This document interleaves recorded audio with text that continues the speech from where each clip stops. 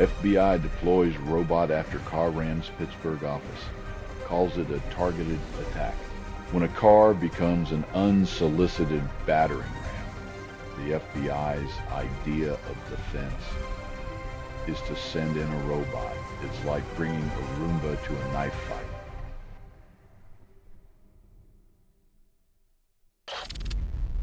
Tesla stock ends winning streak, but Musk pockets $38 billion richer.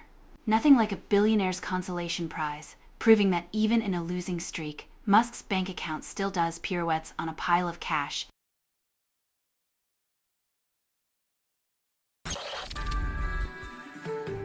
Claiming AI can reason like humans is like saying a parrot can write Shakespeare because it squawks in iambic pentameter. Impressive mimicry, but let's not confuse imitation with insight. Tom Petty and the Heartbreakers' Swingin', released in 2012. Then Reddit users swing into action with HTML acrobatics. Because nothing screams rock and roll rebellion like a tangled web of misplaced code and digital nostalgia.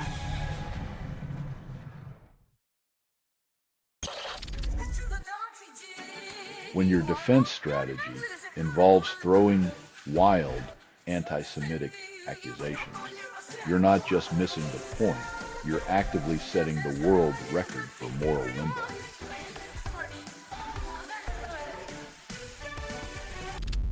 Only 32% of indie bands get mainstream attention, and AJR calls it success. When your music's biggest hit is an apology for mental breakdowns, maybe it's time to reevaluate the definition of crazy.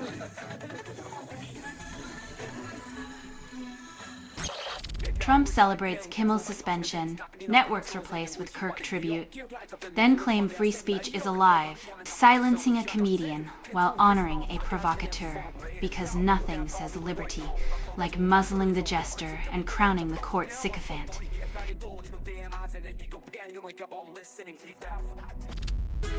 India joins Russia-Belarus drills, rehearses nuclear launch. It's like practicing a trust fall with the kid who always drops everyone, while your so-called best friend watches from the sidelines munching on popcorn.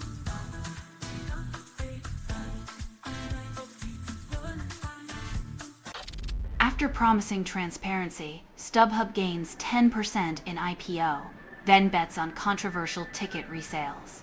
Turning concert dreams into price-gouged nightmares, StubHub's IPO proves that exploiting FOMO is still a solid business strategy. Lo-Fi Horizon drops 3 versions, claims it's innovation, because nothing screams creativity like remixing your own chill beats into slightly different chill beats and calling it a musical revolution. Only 40% of couples try threesomes, but Slate calls it the ultimate fantasy. When your love life reads like a sex advice column, remember, fantasies can be fun, but reality doesn't come with a safe word.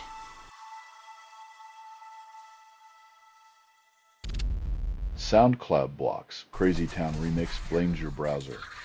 In the grand tradition of tech support, the problem is always you, never the platform that can't handle its own updates.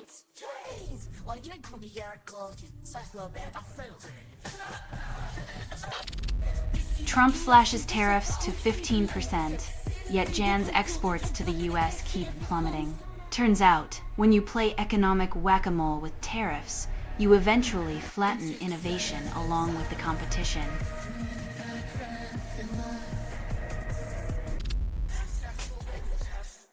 When the Fed's rate cut is your financial GPS, remember it's the same guide that got us lost in the first place.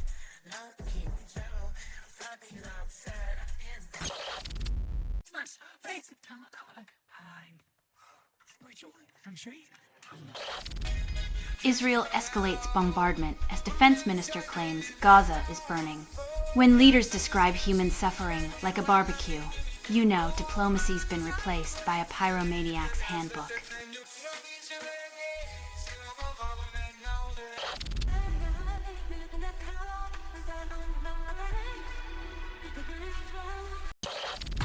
Spotify tags Sophia Isella as indie, then drowns her in a sea of algorithmic sameness. When your music gets labeled like a mystery meat at a buffet, it's clear the industry wants creativity, just not too much of it.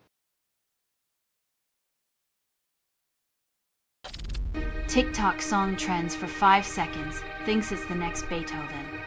In the age of the infinite scroll, a catchy beat is just a sugar rush for your ears, sweet, fleeting, and forgotten by dinner.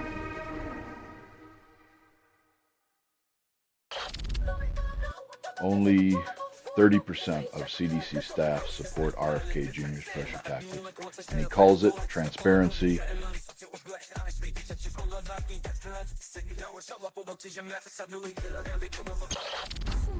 Battery industry pivots to next-gen tech, promises safety while juggling sodium, sulfur, and a dash of optimism. In the quest for eco-friendly power, the battery world is mixing elements like a mad scientist, hoping their concoction doesn't blow up in their face. Florida executes 12th person this year, claiming justice while setting a grim new state record. In the Sunshine State, it's execution season, where the state's moral compass seems as twisted as its gator-infested swamps. Steven Tyler, Joe Perry, and Youngblood release My Only Angel, promised to redefine rock by adding a British twist. Aerosmith's dynamic duo meets the UK's alternative maverick, proving that even legends need a fresh face to stay relevant in 2025.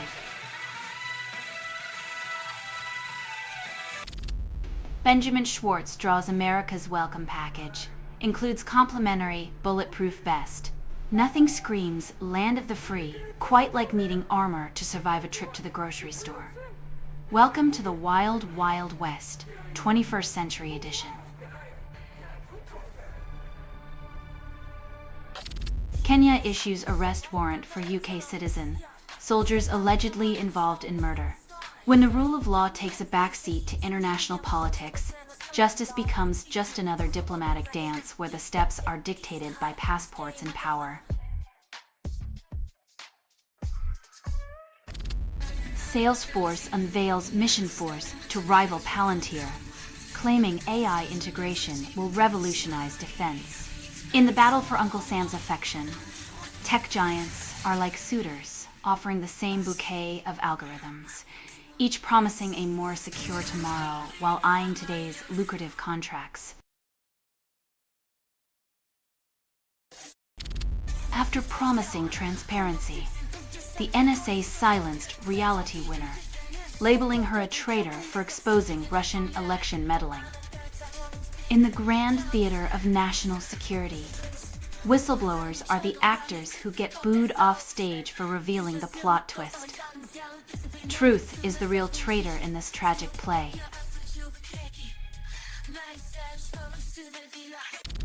Only 20% of hyperpop fans define Ravenna Golden's latest track as a masterpiece, and the algorithm calls it a hit. In the sonic blender of hyperpop, even the echoes of mediocrity get a remix. When everyone's a star, no one's truly shining.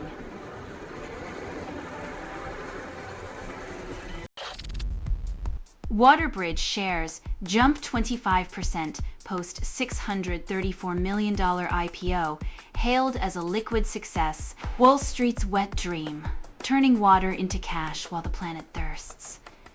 Welcome to capitalism's latest mirage, where pipelines flow with gold. Putin sends drone into Poland, calls it a NATO test. It's the geopolitical equivalent of poking a bear with a stick and then acting shocked when it growls, Russia's version of a pop quiz. Rob Arnott launches new ETF, claims it's revolutionary, as Trump suggests biannual earnings reports. It's like introducing a new flavor of ice cream while suggesting you only taste it twice a year. Innovation and control in one neat package.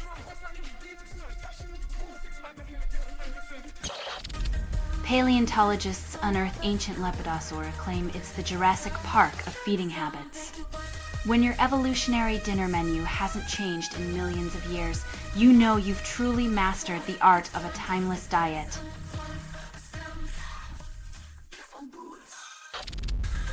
Federal Reserve hints at stability. Wall Street holds breath for rate roulette. When big bets are like big hair in the 80s, the only thing holding them up is hot air and hairspray promises.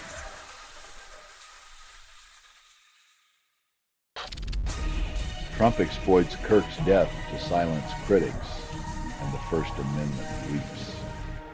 When the leader of the free world uses a funeral as a political gag order, it's like hosting a silent disco at a wake, only the music is censorship and nobody's dancing.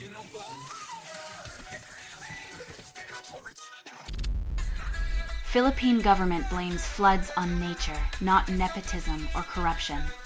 When the water's rising and the blame floats away, it's amazing how quickly those Nepo babies learn to swim.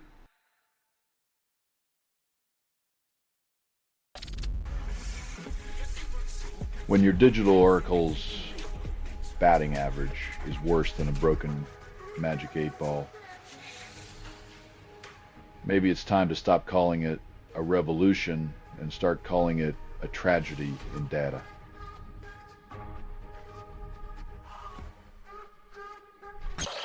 Federal Reserve cuts interest rates by a quarter point, calls it economic stimulus. In 2025, the Fed's idea of stimulating the economy is like giving a car a new coat of paint while ignoring the engine's smoke. Only 42% of cloud platforms prioritize runtime visibility, while tech leaders claim it's the future of security. In 2025, it seems the only thing more elusive than runtime visibility is a decent explanation for why it wasn't the norm years ago. Only 32 indie pop fans upvote Baby's H pie ending, and the algorithm calls it a hit. In the digital age, it seems even the indie scene needs a bot army to break through, leaving us to wonder if the true indie spirit is now just a ghost in the machine.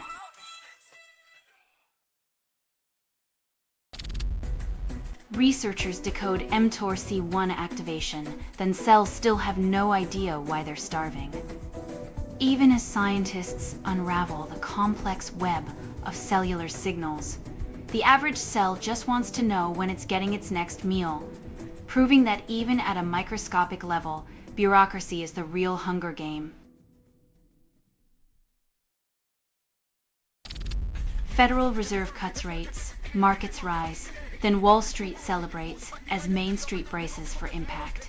As usual, the stock market gets a sugar rush while the rest of us are handed the bill, proving once again that trickle-down economics is just a fancy way to say you're on your own.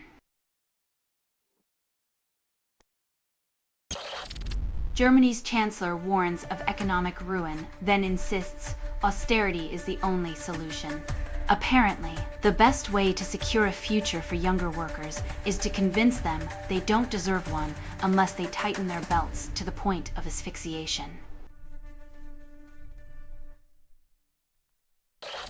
Reddit user submits less Dudeks each morning, then wonders why rock isn't saving the world. In a universe where guitars wail louder than climate alarms, maybe we'd finally hear the message. Crank up the change, not just the volume. Nature editorial urges rail revival. Then governments continue to pave paradise for more parking lots. 200 years of rail, and we're still playing chicken with climate change while the tracks rust away. Skunk. An ANSI serves Charlie Big Potato with a side of angst because nothing satisfies like a crunchy riff and a lyrical gut punch. Alt-rockers know that when life gives you potatoes, you mash them into anthems of defiance.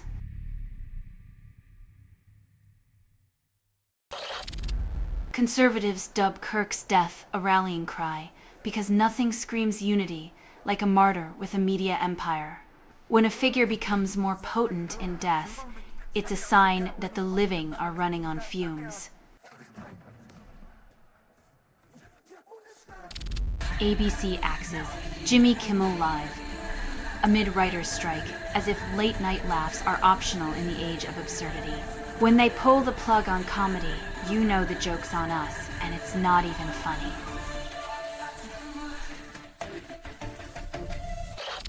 Treasury Secretary Scott Bessent labels 2 houses as principal residence, proving politicians can be in 2 places at once, at least on paper. When your moral compass is a weather vane, every direction points to whatever's convenient. Ivanov warns U.S. at inflection point after Charlie Kirk shooting, as America's moral compass spins like a broken weather vane when former presidents sound the alarm. It's a shame the current administration is too busy playing golf to hear it.